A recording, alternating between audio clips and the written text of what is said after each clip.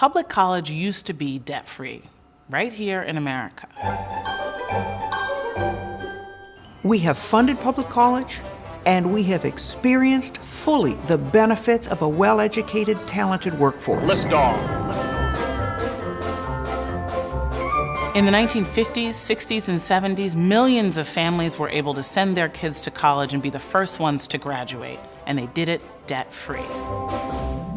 The GI Bill for returning veterans was an investment in people that paid off for society $7 for every dollar that was invested. That investment in making college virtually free for everyone helped unleash the greatest middle class the world had ever seen.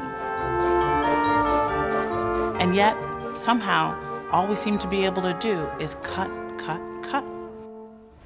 Tuition has tripled over the course of a generation, and student debt has skyrocketed, surpassing over $1 trillion.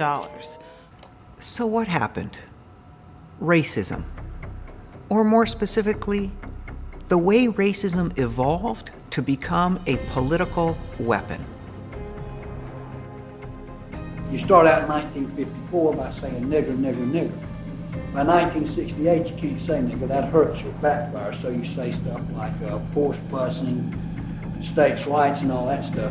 And you're getting so abstract now, you're talking about cutting taxes and all of these things you're talking about are totally economic things, and the byproduct of them is blacks get hurt worse than whites. We want to cut this, and we want is much more abstract than even the busing thing, and a hell of a lot more abstract than nigger, nigger. Dog whistle politics has always centrally involved public education and integration. From the very beginning, dog whistle politics turned on stoking resentment of integration of educational settings. It starts with a dog whistle phrase like states' rights, which was the right of southern states to resist integration ordered by the federal government. It includes forced busing, a northern analog, which pretended that the issue was putting children on buses, rather than the integration the busing was designed to achieve. Dog whistle politics helps explain how the wealthy and the powerful have used a simple formula to sell their economic agenda in a way that hurts all of us. Fear people of color, hate the government, trust the market. And as we've scared whites about integrated public education, we've built support for politics that says cut public funding to public schools, to public colleges, and indeed to just about everything public.